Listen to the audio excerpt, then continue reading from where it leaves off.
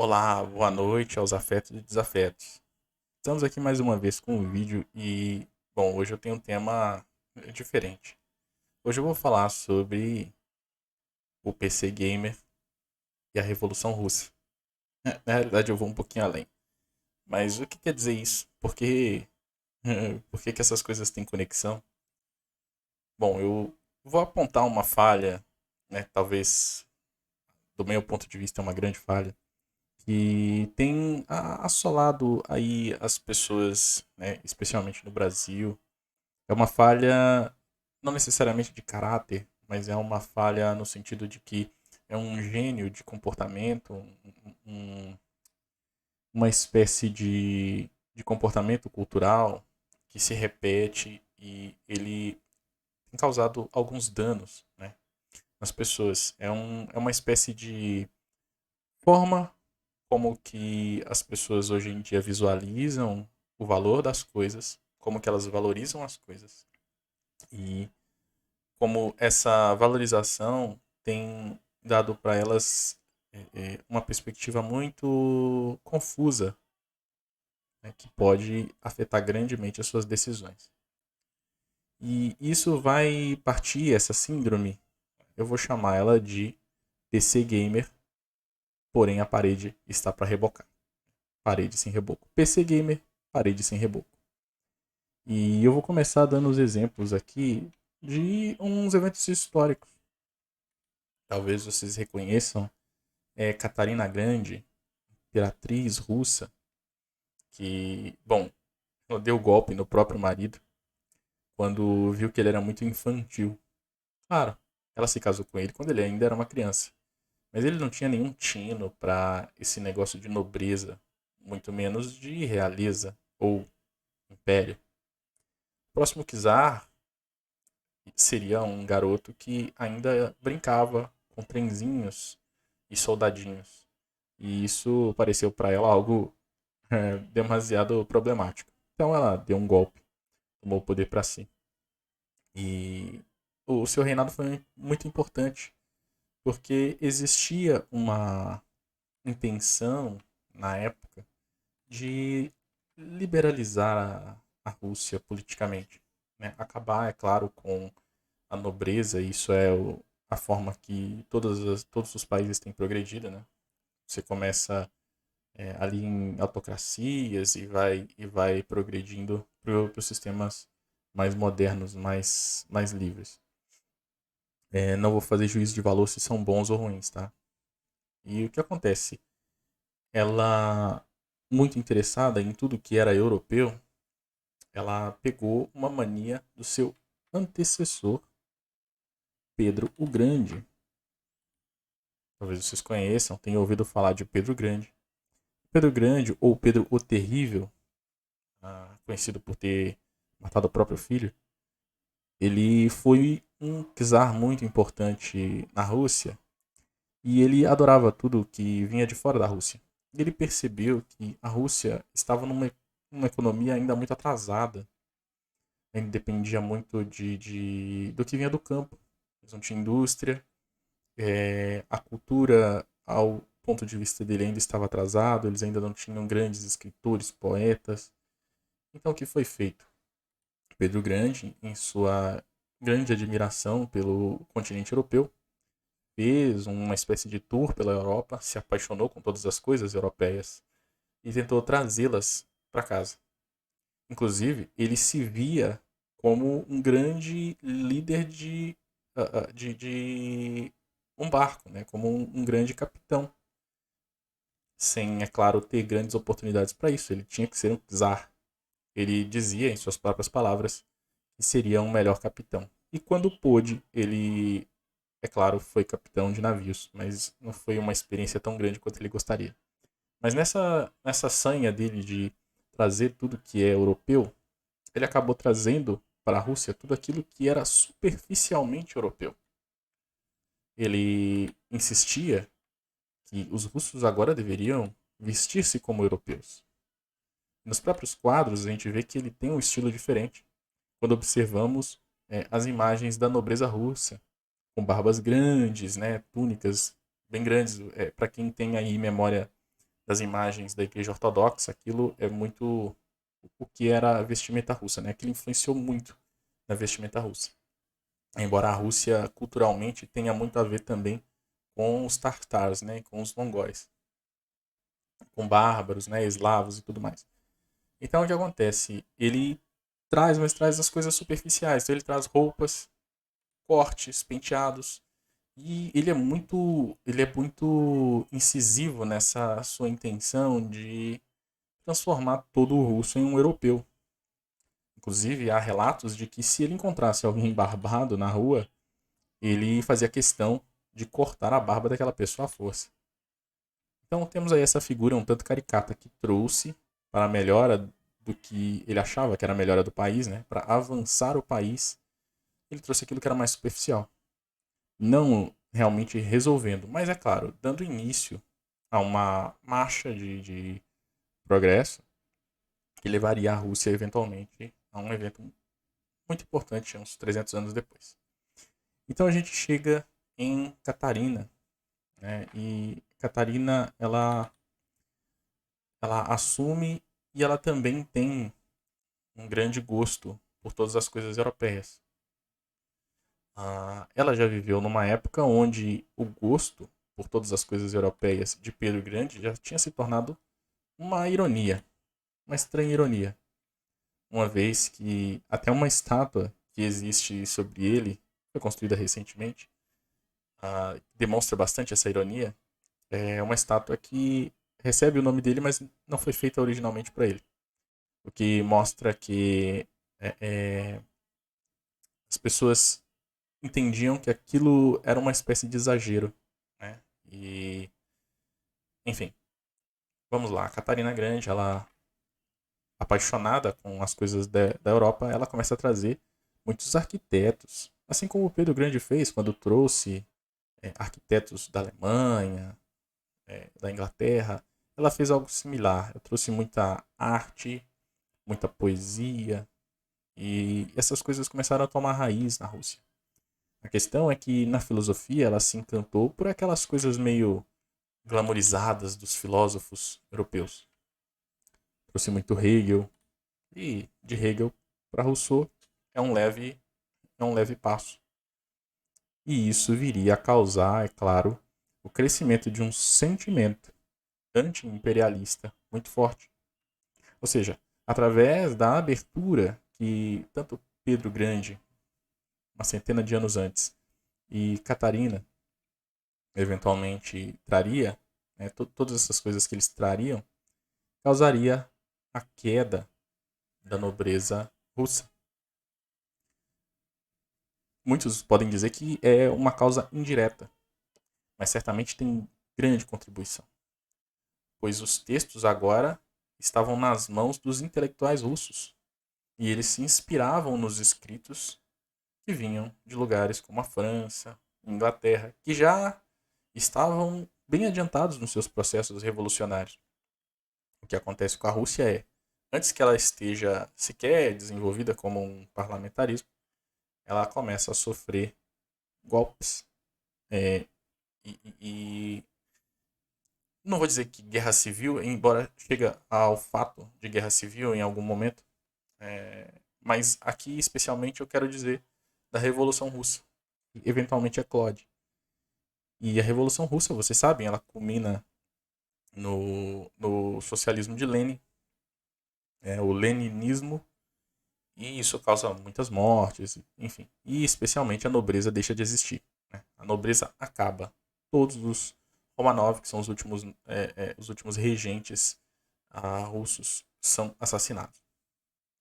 Bom, isso mostra que ela trouxe, né, esses dois governantes em especial, isso é parte da história russa, mas esses dois em especial, trouxeram coisas muito belas, muito chamativas, muito extraordinárias para tentar resolver um problema que eles viam na sociedade russa no tempo. Que ela era atrasada, ou que talvez ela fosse. Ela não pudesse estar no quadro da política, da geopolítica europeia. Né? Então, ela, para entrar nesse quadro, ela teria que se parecer mais com um país europeu. Isso também tem muito a ver com a condição da Rússia e o local que ela está localizada, que é entre a Europa e a Ásia. E os países da Ásia também não eram muito bem desenvolvidos.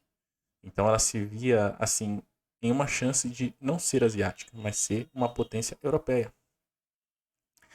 Dito isso, as, as decisões tomadas por esses regentes foram decisões que causaram a queda de suas dinastias. Ok. O que isso tem a ver com o PC Gamer? Meu ponto é o seguinte. Bom, vocês já devem saber que existe hoje, é bem popular, o caso de youtubers, pessoas que ficaram famosas ou que viraram memes, que possuem máquinas, né? Mas eu não vou me reter só a isso. Eles possuem coisas que demonstram grande poder aquisitivo, mas só que não. É um PC gamer muito completo, com as melhores peças do mercado, talvez avaliado em mais de 7, 8 mil na sua composição total, que para muitos é um preço baixo para um PC gamer. A questão é que a pessoa talvez viva em condições onde faltam outras coisas de importância em sua casa. Uma cama confortável, talvez um alimento de melhor qualidade, ou uma roupa de maior durabilidade, ou talvez pudesse se suprir com uma peça de preço mais barato, mas que pudesse também se apresentar melhor, pudesse ter uma qualidade melhor de vida. Mas a pessoa sacrificou a sua qualidade melhor de vida, como um todo, para adquirir um bem que só vai gerar, bom, benefícios superficiais. São benefícios que não vão resolver o problema que é cerne na convivência da pessoa. Talvez ela tenha dificuldade de conseguir um emprego. Talvez ele tenha dificuldade de se dar bem com a família. Mas em todas essas coisas, o foco de sua ação, foi naquilo que há de mais superficial. Foi a aquisição de bens, ou a aquisição de um específico bem. E esse específico bem não gera melhora de vida. Ele não auxiliou a conquista de um emprego, nem a produção, talvez, de conteúdo digital. Ora, o PC Gamer provavelmente está sendo usado apenas para jogar jogos. Nunca, talvez, tenha sido usado para montar um currículo, pesquisar uma matéria para passar em um concurso. Talvez adquirir um conhecimento de como produzir alguma coisa dentro de casa para se vender na rua. Talvez um alimento, um bolo, enfim. Ou seja, somado ao mau investimento, é combinado também o mau uso da ferramenta. E este é um mal que vem assolando toda a nossa cultura. É uma espécie de desvio e desvio cognitivo causa uma noção errada de valores, onde se dá valor para aquilo que é o que está mais quente no mercado, mas não necessariamente aquilo que vai melhorar a nossa condição de vida. E quando eu digo condição de vida, eu vou incluir também a felicidade, se é que existe, ou a alegria, ou a satisfação. Bom, talvez a satisfação esteja, sim, inteiro para esse gamer. Mas será que este é o único ponto da sua vida que deve ser resolvido? Bom, enfatizo aqui que quando eu digo PC Gamer, eu não estou dizendo do exato fato de adquirir um PC Gamer, mas adquirir ou trabalhar para adquirir objetos ou favores, que seja, que só vão contribuir na questão estética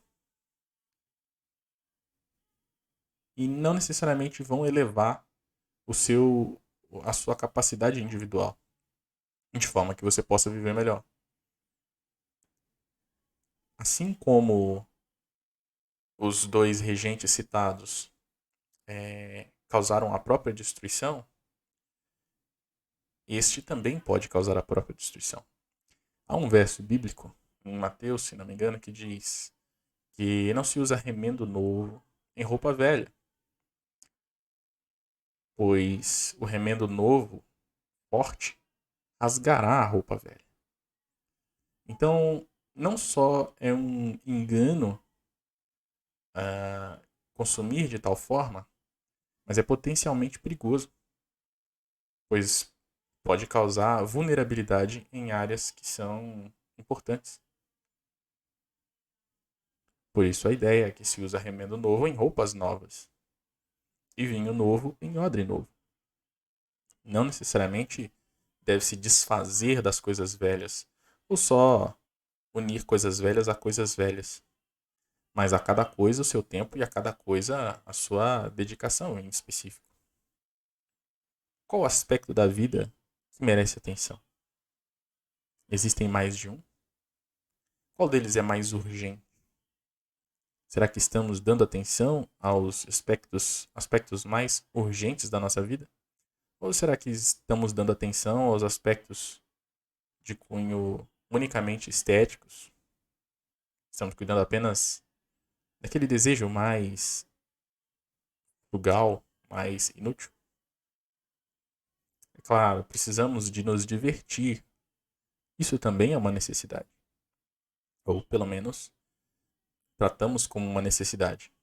Mas é ela a principal necessidade? Será que um outro tipo de investimento não o permitiria divertir também?